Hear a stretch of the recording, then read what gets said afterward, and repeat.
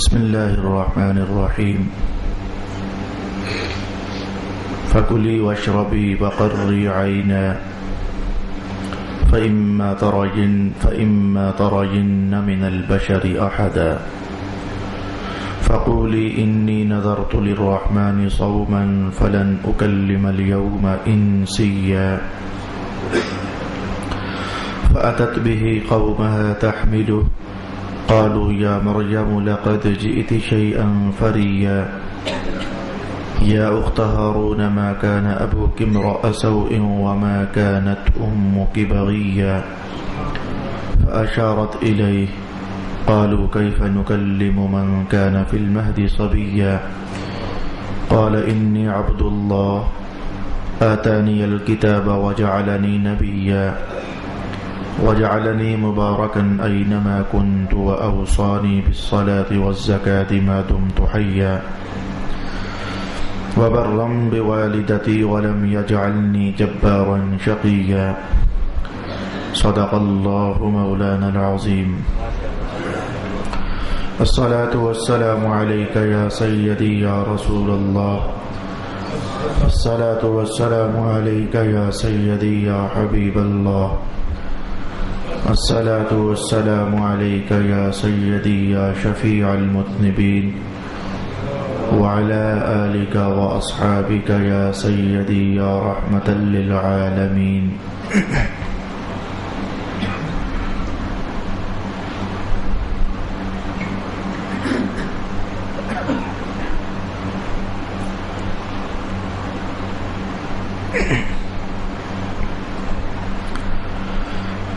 سو کھاؤ اور پیو اور آنکھ ٹھنڈی رکھ. پس تم جب بھی کسی انسان کو دیکھو تو اس سے اشارے سے کہو کہ میں نے رحمان کے لیے یہ نظر مانی ہے کہ میں آج ہرگز کسی انسان سے بات نہیں کروں گی. پھر وہ اس بچے کو اٹھائے ہوئے لوگوں کے پاس گئیں تو انہوں نے کہا اے مریم تم نے تو بہت سنگین کام کیا ہے. اے ہارون کی بہن نہ تمہارا باپ بد کردار تھا اور نہ تمہاری ماں بد چلن تھی. سو مریم نے اس بچہ کی طرف اشارہ کیا. ان لوگوں نے کہا ہم گود کے بچے سے کیسے بات کریں. اس بچہ نے کہا بے شک میں اللہ کا بندہ ہوں. اس نے مجھے کتاب دی ہے اور مجھے نبی بنایا ہے اور اس نے مجھے برکت والا بنایا ہے.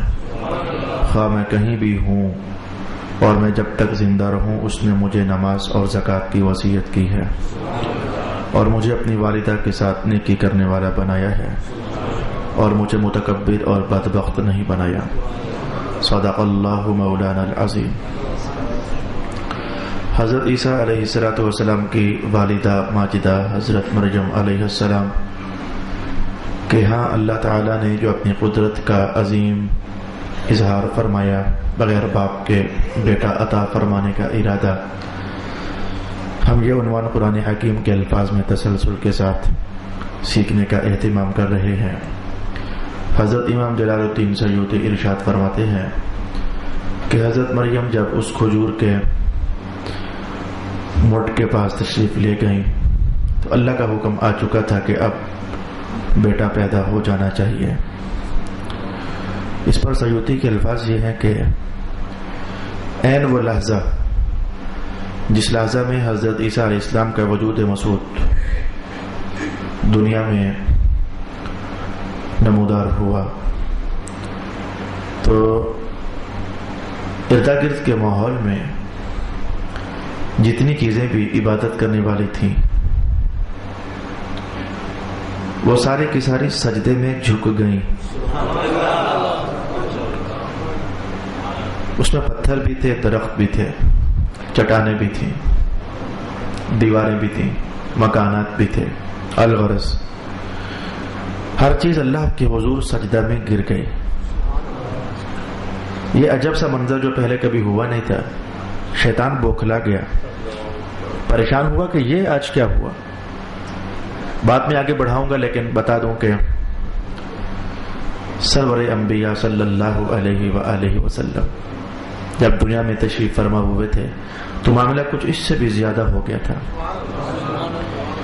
جن چیزوں نے سجدہ ریز ہونا تھا وہ تو سجدہ ریز ہوئی تھی, لیکن آسمان کا چاند وہ جھک جھک کر کے تو حضرت آمینہ رضی اللہ عنہا کے گھر سے قریب ہوا جا رہا تھا. ستارے بار بار قریب ہوئے جا رہے تھے. یہ چیزیں ساری کی ساری سیرت کی کتب کے اندر پڑھی جا سکتی ہیں. ظاہر ہے کہ اللہ کا نبی دنیا میں تشریف فرما ہو رہا ہے. اللہ کی شانوں کے ولولے تو ہوں گے, اللہ کی قدرت کے اظہارات تو ہوں گے. تو شیطان گھبرایا کہ یہ کیا ماجرا ہے, یہ سارے چیزیں سجدے میں پڑی ہوئی ہیں. اس نے کہا چکر لگا کر آتے ہیں, گشت لگاتے ہیں, پتہ کرتے ہیں کیا ہوا ہے. مشرق میں گیا کوئی شے نظر نہ آئی, مغرب میں گیا کوئی شے خاص نظر نہ آئی, شمال و جنوب میں گھوم رہا تھا تو اچانک ایک مڈ, کھجور کے مڈ کے پاس اس کی نظر پڑ گئی. تو فرشتوں کا ہجوم دیکھا اس نے. تو وہ اترا اور اتر کر کے فرشتوں ہی سے کہنے لگا, جان پہچان تو پرانی تھی, فرشتوں ہی میں تو رہتا رہا تھا. فرشتوں کے ہجوم کے پاس آ کر کہنے لگا کیا ہوا, یہاں مجمع کیوں ہے, یہاں فرشتے کس لیے اکٹھے ہیں. تو ایک فرشتے نے کہا کہ ایک نبی بغیر باپ کے پیدا ہوا ہے, ان کی تعظیم کے لیے کھڑے ہیں. شیطان نے دو جملے کہے. ایک جملہ تو اس نے یہ کہا کہ آج تک جتنے بچے پیدا ہوئے ہیں وہ سارے میرے ہاتھوں میں پیدا ہوئے.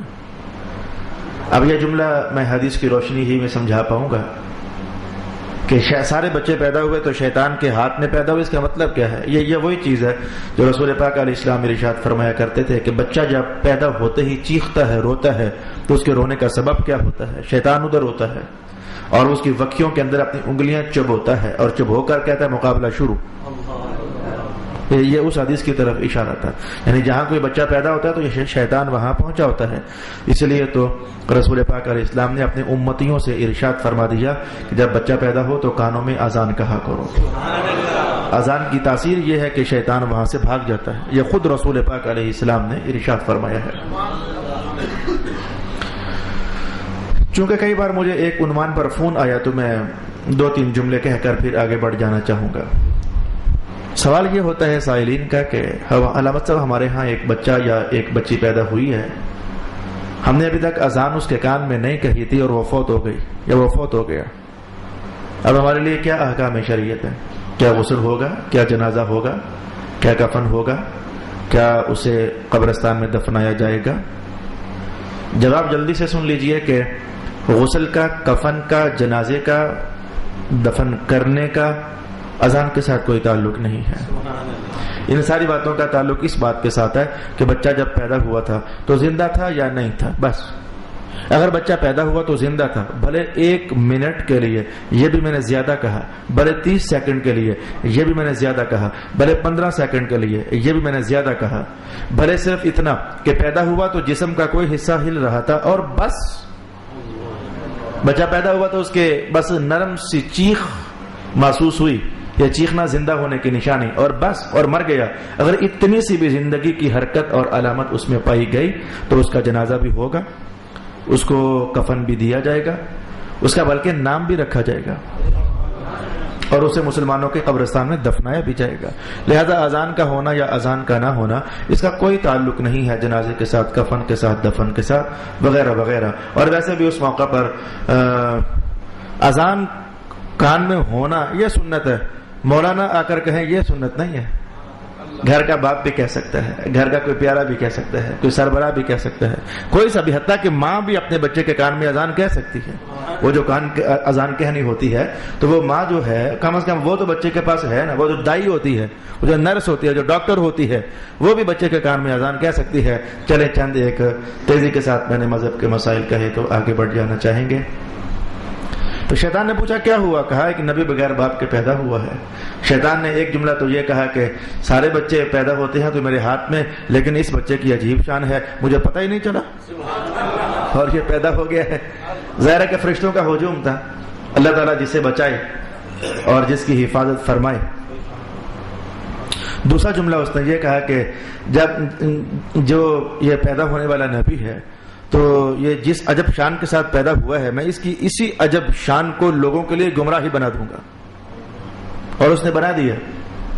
عیسائیوں کے ہاں دل میں بات ڈال دی کہ یہ جو بغیر باپ کے پیدا ہو رہا ہے یہ اللہ کا بیٹا ہے، اللہ اس کا باپ لگتا ہے۔ اور آج بھی عیسائیوں کے فرقوں میں سے ایک فرقہ ایسا ہے جو مانتا ہے کہ عیسیٰ ابن اللہ ہے، اور یہ بات میں نہیں کہہ رہا، خود رب کائنات نے ارشاد فرمائی۔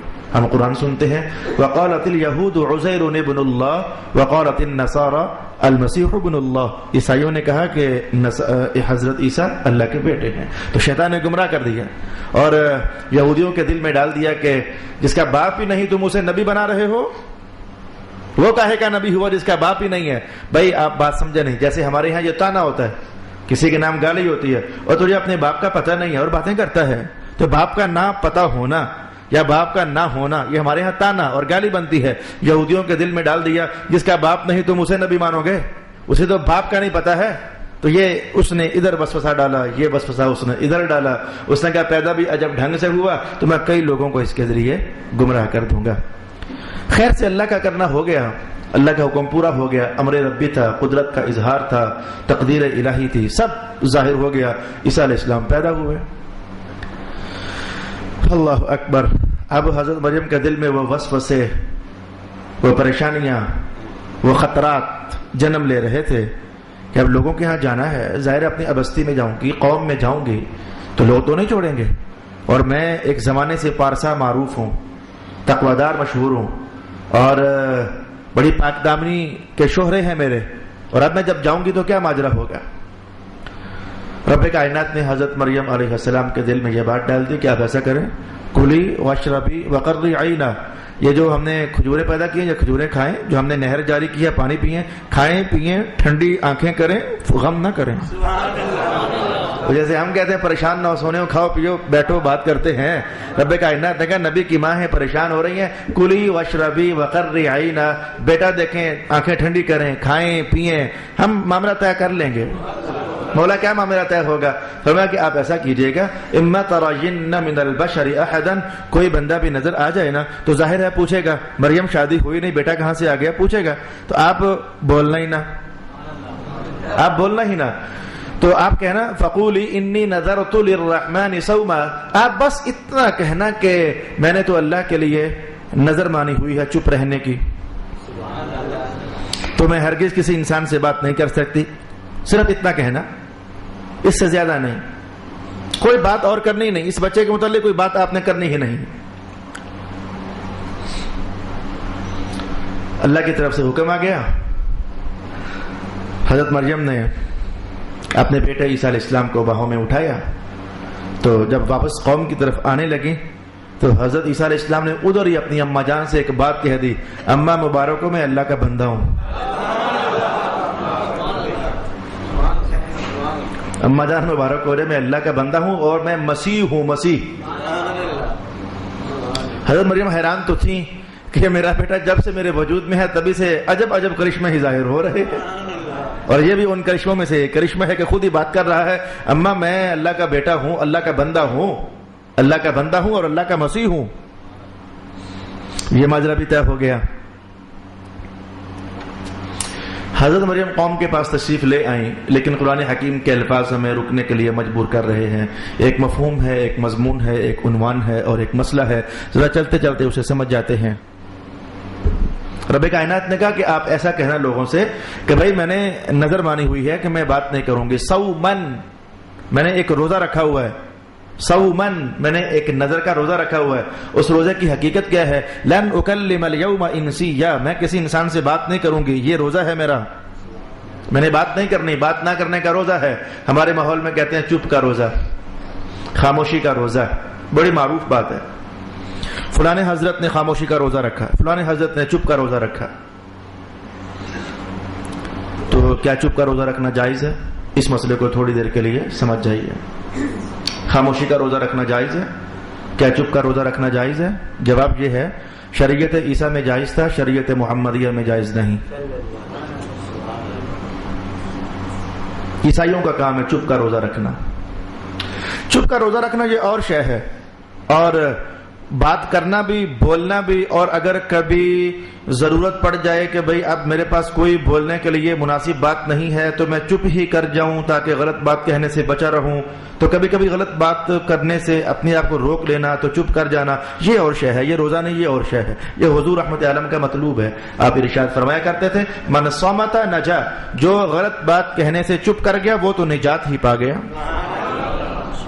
تو اچھی بات ہو تو کہہ دینا، بری بات ہو تو چپ کر جانا، یہ مطلوب شریعت ہے۔ اور میں نے بات کرنی ہی نہیں، نہ اچھی نہ بری، میرا روزہ رکھا ہوا ہے، کوئی بات کرنی ہی نہیں، یہ شریعت کے اندر جائز نہیں ہے۔ اس کے ناجائز ہونے پر میں ایک تو آپ کو کہنا چاہوں گا کہ آپ در منصور اٹھا کر پڑھیے، اس وقت میرے سامنے پڑی ہوئی ہے۔ امام جلال الدین سیوطی ارشاد فرماتے ہیں کہ حضرت عبداللہ ابن مسعود رضی اللہ تعالی عنہ تشریف فرما تھے، تو دو صاحب ملنے کے لیے آئے، ایک نے آ کر کہا السلام علیکم اور دوسرا چپ کر کے آ کر بیٹھ گیا، کوئی سلام دعا نہیں، چپ کر کے آ کر بیٹھ گیا۔ حضرت ابن مسعود کہنے لگے، جس نے سلام کیا تھا اسے کہنے لگے اے تیرے سنگی کو کیا ہوا، اس نے سلام بھی نہیں کیا، چپ کر کے آ کر بیٹھ گیا، اس نے سلام بھی نہیں کیا۔ وہ کہنے لگا جناب ہوا یہ ہے کہ اس نے چپ کا روزہ رکھا ہوا، اس نے کہا کہ میری نظر ہے میں خاموش رہنے کا روزہ رکھوں گا، میں بولوں گا نہیں۔ حضرت عبداللہ ابن مسعود کے الفاظ سن لیجئے، آپ نے فرمایا کہ تو نے بہت بری بات کی ہے، قد اسأت، یہ تو نے کہا نا میں نے چپ کا روزہ رکھا، تو نے بہت گندی بات کی ہے۔ اور ساتھ ہی یہ کہا یہ جو چپ کا روزہ تھا یہ تو اس عورت کے لیے تھا، عیسیٰ علیہ السلام کی ماں کی طرف اشارہ کیا، یہ تو فقط اس عورت کے لیے تھا، اس نے یہ اس لیے کہا تھا تاکہ لوگ جب وہ کہیں گے کہ یہ بچہ کہاں سے آیا، تو حضرت مریم علیہ السلام چاہتی تھی اللہ کے حکم سے کہ اب میں کیا جواب دوں، اللہ کی طرف سے آیا ہے لیکن میرا کہنا ان کو فائدہ نہیں دے گا، تو اللہ نے کہا چپ کر جانا، یہ بچہ خود ہی بتا دے گا، جس نے مجھے پیدا کیا ہے وہ مجھے بولنے کی توفیق بھی عطا فرما رہا ہے۔ تو ابن مسعود نے کہا یہ تو اس ماں کے لیے تھا، عیسیٰ علیہ السلام کی والدہ ماجدہ کے لیے تھا، یہ تو صرف فقط ان کے لیے تھا، بعد میں کسی اور کے لیے جائز نہیں تھا۔ حتیٰ کہ ایک بار ایسا بھی ہوا کہ رسول پاک علیہ الصلوۃ والسلام جمعۃ المبارک کا دن خطبہ ارشاد فرمانے کے لیے تشریف لائے، صحابہ بیٹھ گئے لیکن ایک شخص کھڑا رہا، وہ نہ بیٹھا، ایک شخص کھڑا رہا اور نہ بیٹھا۔ حضور رحمت عالم نے پوچھا کہ یہ بیٹھ نہیں رہا، اسے کیا ہوا ہے؟ صحابہ نے کہا حضور اس نے نظر مانی ہے کہ ایک تو میں روزہ رکھوں گا اور دوسرا میں چپ رہوں گا اور تیسرا میں کھڑا رہوں گا، بیٹھوں گا نہیں۔ اس نے حضور یہ نظر مانی ہے، یہ 3 باتیں ہوئیں یا 4 باتیں ہوئیں، 3 یا 4 باتیں ہوئیں۔ اس نے کہا میں روزہ رکھوں گا، 1 بات، اس نے کہا میں بیٹھوں گا نہیں، 2 باتیں، اس نے کہا میں کھڑا ہی رہوں گا، 3 باتیں، اور چوتھی بات یہ ہے کہ اس نے کہا کہ میں بات نہیں کروں گا۔ حضور یہ اس لیے خاموش کھڑا ہے، رسول پاک علیہ الصلوۃ والسلام نے ارشاد فرمایا کہ جہاں تک معاملہ روزہ کا ہے تو وہ تو تیری نظر صحیح ہے، جہاں تک معاملہ یہ ہے نا کہ میں کھڑا رہوں گا، نہ کھڑا رہے، جو تو نے کہا کہ میں بیٹھوں گا نہیں بلکہ بیٹھ جا، جو تو نے کہا کہ میں چپ رہوں گا تو بول۔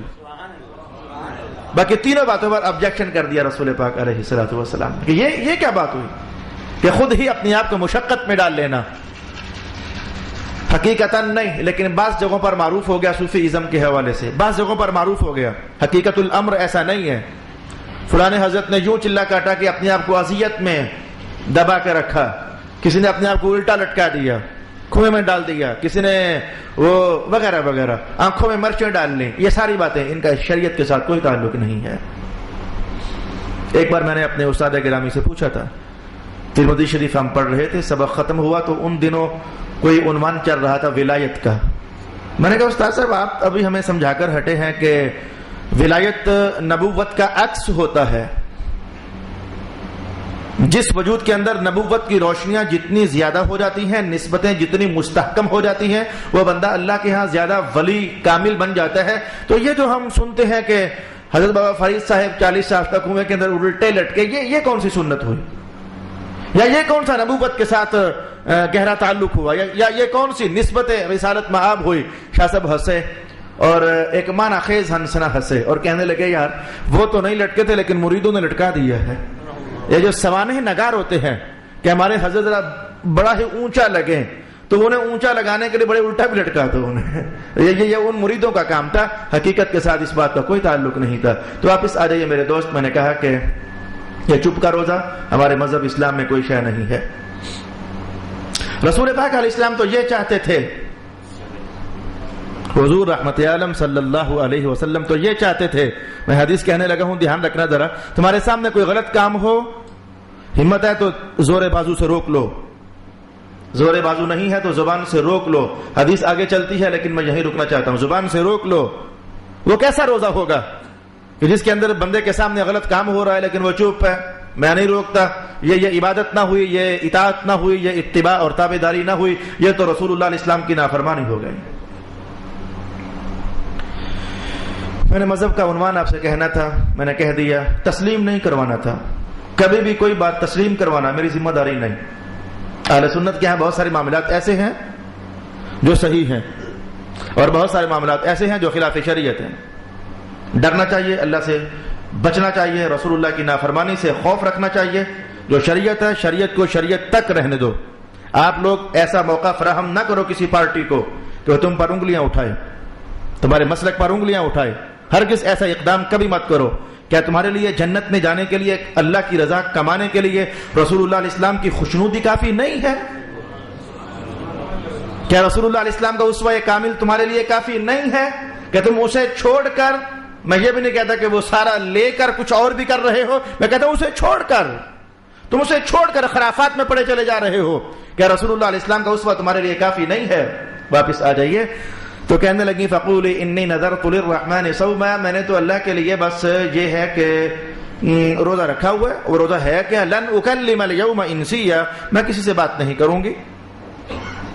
فاتت به قومها، بیٹے کو اٹھایا اور قوم کے پاس تشریف لے گئیں۔ قالوا یا مریم لقد جئت شیئا فریا، اے مریم تم نے تو بہت سنگین کام کیا۔ قرآن حکیم نے ان کی آخری حد کو بیان کیا، وہ یہاں تک پہنچے تو انہیں بہت سنگین کام کیا۔ دو ماجرے اس سے پہلے ہو چکے تھے جسے حدیث نے بیان کیا۔ جب بچے کو اٹھا کر قوم کے پاس ہیں تو حضرت وہب بن منبہ فرماتے ہیں کہ اللہ اکبر، دو باتیں یاد رکھو، ایک بات اللہ کی ہے، ایک بات بندوں کی ہے۔ دو باتیں ہمیشہ یاد رکھو، اللہ کی بھی بڑی پرانی عادت ہے اور بندوں کی بھی بڑی پرانی عادت ہے۔ پہلے میں اجمالاً کہوں گا پھر قرآن کے الفاظ میں کہوں گا۔ بندوں کی پرانی عادت یہ ہے کہ یہ بغیر سوچے سمجھے خود ہی فتوے جاری کر دیتے ہیں، اچھے خاصے شریف انسان کو بدنام کر دیتے ہیں۔ بڑی پرانی عادت ہے بندوں کی، انسانوں کی، جو دل میں آیا بول دیا۔ حتیٰ کہ انہوں نے یوسف علیہ السلام پر تہمت بھی لگا دی، وہ انسان لوگ ہی تھے۔ موسیٰ علیہ السلام پر تہمت لگا دی زنا کی، وہ انسان لوگ ہی تھے۔ حضرت سیدہ عائشہ رضی اللہ عنہا پر زنا کی تہمت لگا دی، وہ انسان لوگ تھے۔ رسول پاک علیہ السلام کو مجنون کہہ دیا، انسان لوگ تھے۔ مصطفیٰ کریم علیہ السلام کو پاگل بھی کہا، یہ انسان ہی تھے۔ میرے حضور رحمت عالم علیہ السلام کو فتنہ پرداز بھی کہا، یہ بندے ہی تھے۔ تو بندوں کی بڑی پرانی عادت ہے۔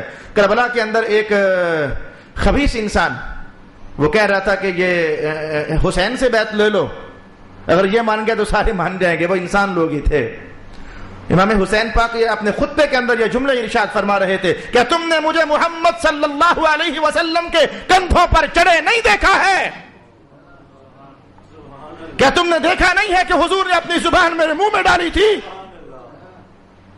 لیکن وہ بے ایمان طبقہ نہیں مان رہا تھا، وہ انسان لوگ ہی تھے۔ بڑا پرانا زمانہ ہوا، انسان برائی کی آواز اٹھانے میں، کسی کو گرانے میں، کسی کی عزت کو پائمال کرنے میں، کسی کو بدنام کرنے میں، کسی پر کیچڑ اچھالنے میں بڑا تیز اقدام کرنے والا واقعہ ہوا۔ یہ انسانوں کی عادت تھی اور رب کائنات کی بھی ایک عادت ہے۔ سبحان اللہ۔ پہلے میں حدیث کی زبان میں کہوں گا پھر قرآن کے الفاظ میں کہہ دوں گا۔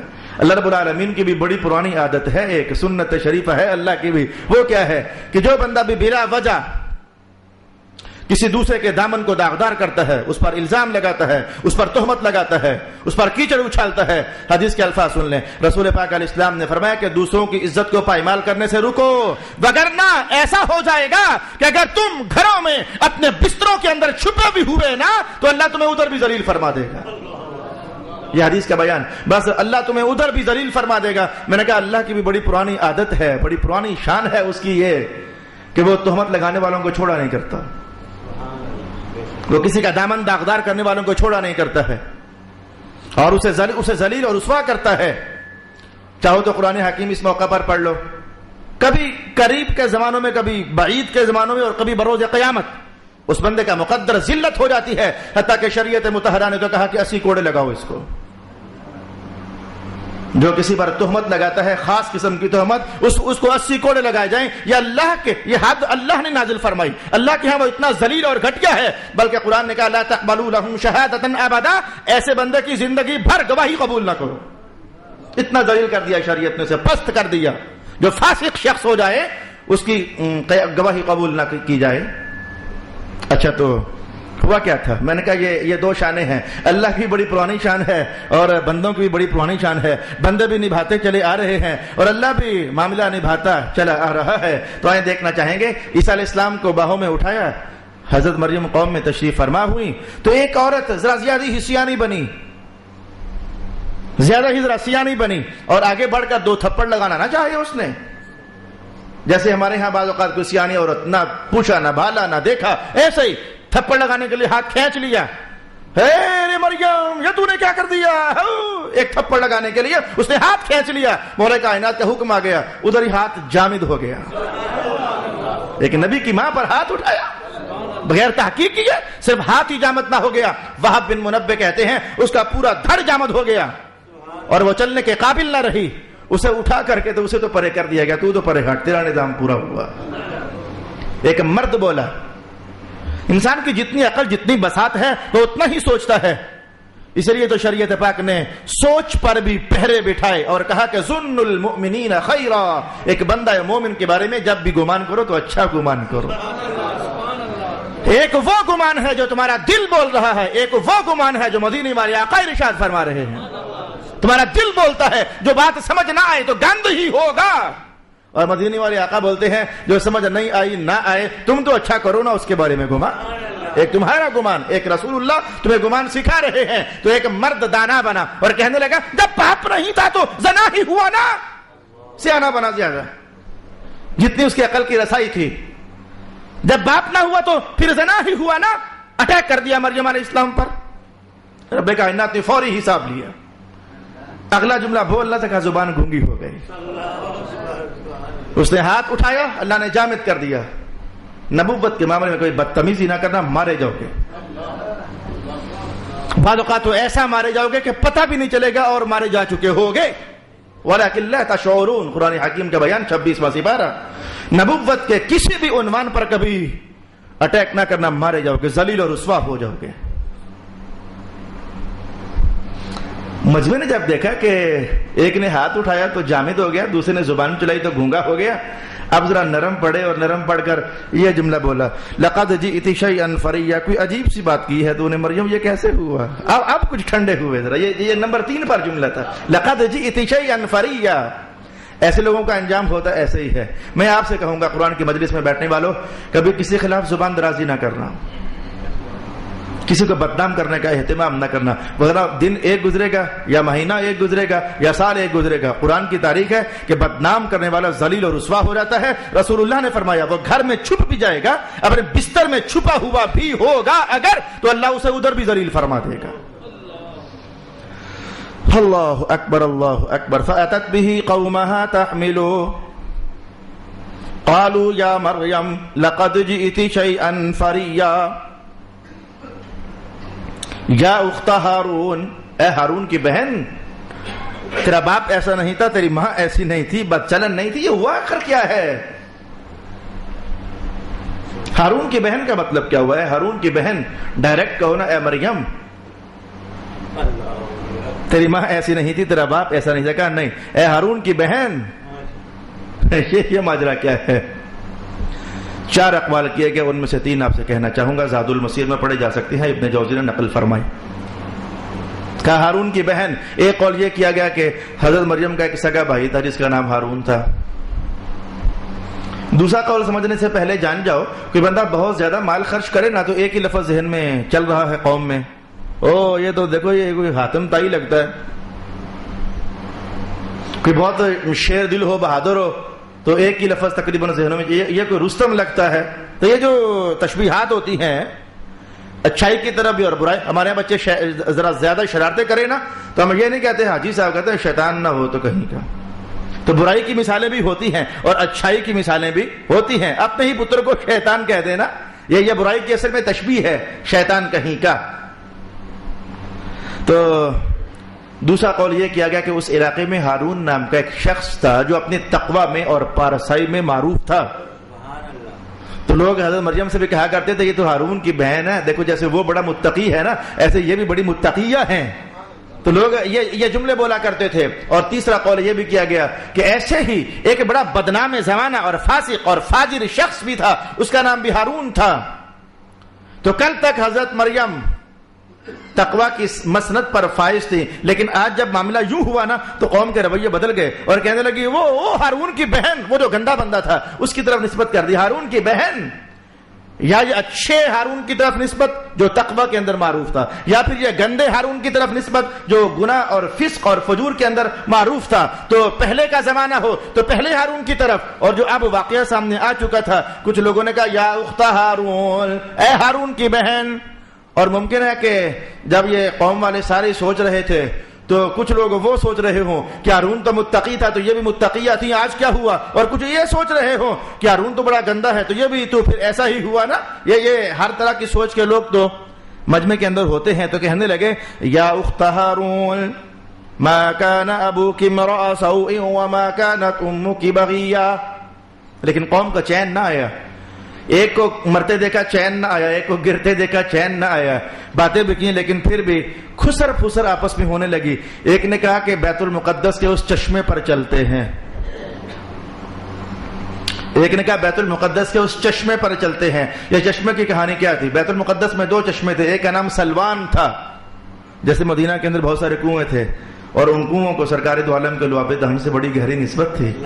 کوئی کھارا تھا تو لعاب ڈالا تو میٹھا ہو گیا, کوئی خشک ہو گیا تھا تو لعاب ڈالا تو پانی لبالب بھر گیا. تو کنووں کو نسبت, تو یہ مساجد کے ساتھ پانی کا اہتمام ہونا یہ تو بڑا ضروری امر تھا. حتیٰ کہ خانہ کعبہ شریف میں ایک ہی چشمہ تھا, اس کا نام بھی آپ جانتے ہو زمزم شریف.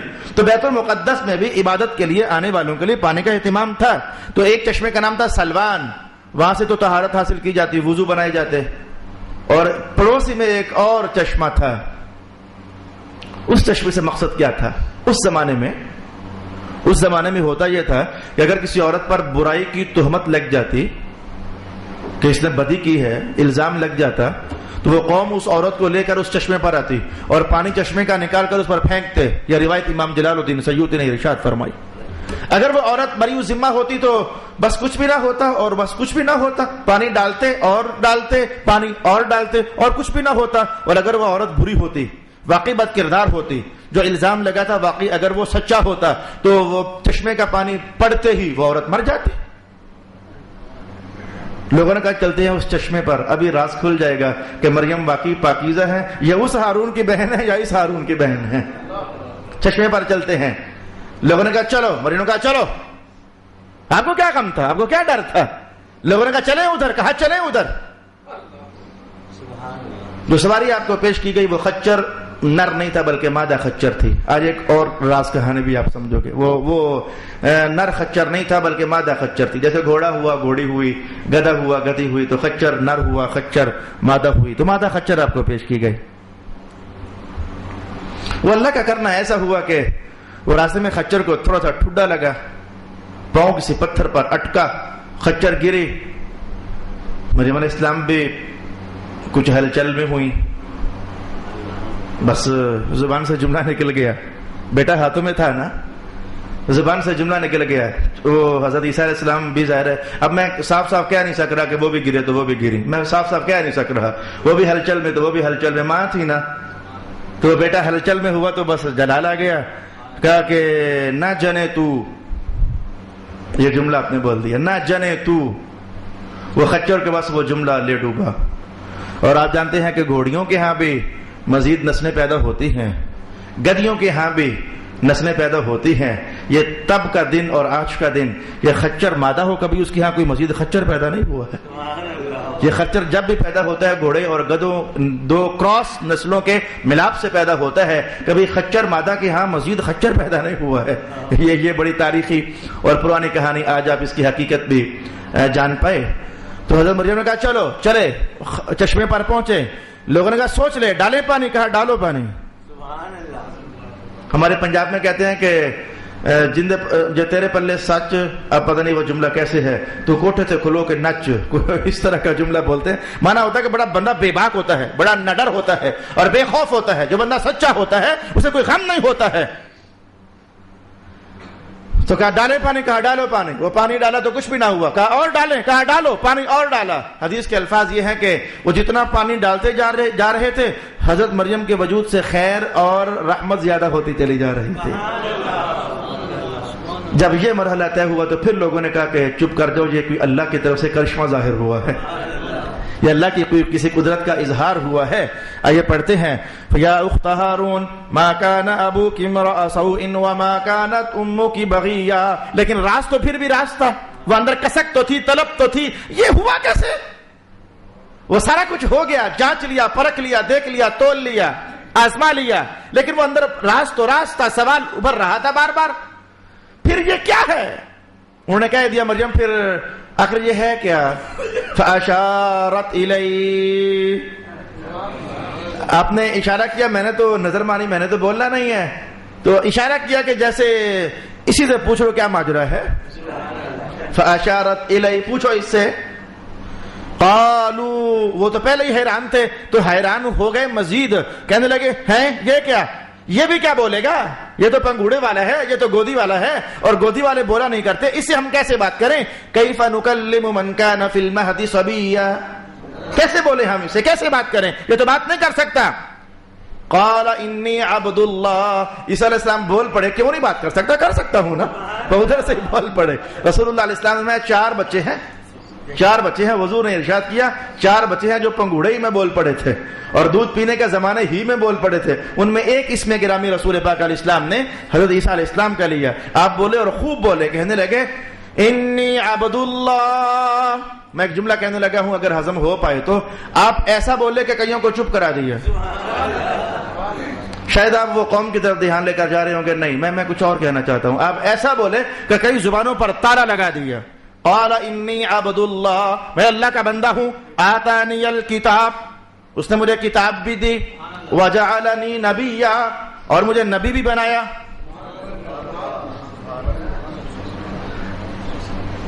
ابھی باقاعدہ جو اعلان نبوت ہوتا ہے وہ نہیں ہوا. ابھی جو باقاعدہ اعلان نبوت ہوتا ہے کہ لوگوں کو سمجھانے کے لیے کہہ دیں کہ میں اللہ کا نبی ہوں، ابھی تو تہمت سے ماں کو بری ذمہ قرار دینے کے لیے بول رہے ہیں. وہ جو باقاعدہ ہوتا ہے کہ میں اللہ کا نبی ہوں، ابھی وہ اعلان نہیں ہوا. تو پھر آپ کو سمجھ آئی کہ اللہ کا نبی نبوت کے اعلان سے پہلے جانتا ہوتا ہے کہ میں اللہ کا نبی ہوں. ایک مولانا صاحب نے بات کہی، ہم سب سنیوں کو اور اہل سنت کو اختلاف ہے ان کے اس قول سے. مولانا مودودی صاحب نے تفہیم القرآن کے اندر لکھ دیا کہ ایک نبی کو نبوت کے اعلان سے پہلے نہیں پتا ہوتا کہ میں نبی ہوں. ہمیں ان سے صاف صاف اختلاف ہے. ہمارے اختلاف کی وجہ قرآن حکیم ہے. ابھی باقاعدہ اعلان نبوت نہیں ہوا اور آپ فرما رہے ہیں وَجَعَلَنِي نَبِيًّا، اللہ نے مجھے نبی بنایا ہے. صرف اتنا ہی نہیں، میں کہنا بھی چاہوں گا، پوچھنا بھی چاہوں گا کہ آخر یہ حدیث کہاں چلی گئی تھی؟ جب مولانا یہ جملہ لکھ رہے تھے تو یہ حدیث کہاں چلی گئی تھی کہ رسول اللہ علیہ السلام فرما رہے ہیں کہ آدم علیہ السلام کا خمیر ابھی گوندا جا رہا تھا، ہم تو تب بھی نبی تھے. یعنی 40 سال سے پہلے جو 40 سال صرف گزرے تو صرف اتنے زمانے ہی کی بات نہیں، حضور تو یہ سمجھا رہے ہیں کہ ہمیں تو اس سے بھی پہلے کا پتہ ہے کہ ہم نبی ہیں.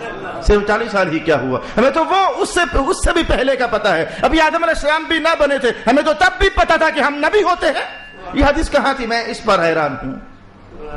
یا پھر رسول پاک علیہ السلام کا یہ جملہ مبارک کہ میں ترمذی کی روایت معروف زمانہ حدیث کے الفاظ ہیں کہ میں جانتا ہوں مکہ کے اس پتھر کو، میں جب بھی پاس سے گزرا کرتا تھا نا، یہ اعلان نبوت سے پہلے کی کہانی ہے. میں جب بھی پاس سے گزرا کرتا تھا تو مجھے کہا کرتا تھا السلام علیکہ یا رسول اللہ. وہ پتھر بار بار کہے کہ اے اللہ کے رسول. اچھا، پتھر کو پتا ہو کہ اللہ کے رسول ہے اور نبی کو خود نہ پتا ہو کہ میں اللہ کا رسول ہوں. ہمیں شدید اختلاف ہے اس جملے کے ساتھ. اگر یہ جملہ میں بھی کہتا تو آپ کو اختلاف کرنے کا حق تھا. صحیح بات وہی ہوتی ہے جو سرکار دو عالم ارشاد فرماتے ہیں. قال انی عبد اللہ، میں اللہ کا بندہ ہوں. بھائی آتانی الکتاب، میں نے کہا کئی زبانیں خاموش کروا دیں. کئی زبانیں خاموش کروا دی. لوگوں نے کہا عیسیٰ اللہ کا بیٹا. آپ نے کہا نہیں نہیں، میرے بارے میں کہہ رہے ہو نا، میں بیٹا نہیں، میں بندہ ہوں. انی عبد اللہ. عیسائیوں کو بھی عبرت کے ہوش کے ناخن لینے چاہیے. اللہ کا بیٹا کہا. عیسیٰ کہتے میں اللہ کا بندہ ہوں. انی عبد اللہ، میں اللہ کا بندہ. آتانی الکتاب، اس نے مجھے کتاب دی. وجعلنی نبیا، وہ اللہ ہے میں نبی ہوں. وہ اللہ ہے میں نبی ہوں. وجعلنی نبیا وجعلنی مبارکا، اللہ نے مجھے بڑی برکت والا بنایا. یہ جملہ لائق توجہ ہے اور ٹائم چاہتا ہے. اور پھر یہ جملہ اینما کنتو، میں جہاں بھی تھا برکت والا ہی تھا. اینما کنتو، میں جہاں بھی تھا برکت والا ہی تھا. کیا مطلب؟ یہ جملہ جاننے والا ہے. وَأَوْصَانِي بِالصَّلَاةِ وَالزَّكَاةِ، اللہ نے مجھے حکم دیا نماز پڑھ اور زکات دے، حالانکہ عمر بھی پنگوڑے والی ہے. یہ جملہ سوچنے والا ہے. یہ میں آپ کو ذرا چھیڑ رہا ہوں. اگلی نشست ہم یہاں سے شروع کریں گے. ہیں ابھی بچپن میں، بلکہ دودھ پینے کے زمانے میں، اور کہہ رہے ہیں کہ اللہ نے کہا کہ زکات دینا، اور اللہ پاک نے مجھے کہا کہ نماز پڑھنا. وَبَرًّا بِوَالِدَتِي، لوگ تیری ماں کو برا کہتے ہیں تو آپ اعلان کرو میں اپنی ماں کے ساتھ حسن سلوک کرنے والا ہوں، میں تو برا نہیں کہوں گا. وَلَمْ يَجْعَلْنِي جَبَّارًا شَقِيًّا، اور اللہ نے مجھے جبار نہیں بنایا، متکبر نہیں بنایا اور بدبخت نہیں بنایا. انشاءاللہ العزیز حضرت عیسیٰ علیہ السلام کا یہ 2 لائنوں پر مشتمل خطبہ اپنے اندر بڑے معانی رکھتا ہے، بڑے نکات رکھتا ہے، بڑے اس میں سبق ہیں. انشاءاللہ اگلی نشست سے ہم سیکھنے کا اہتمام کریں گے. اللہ تعالیٰ میرا اور آپ کا حامی و ناصر. وآخر دعوانا الحمدللہ رب العالمین.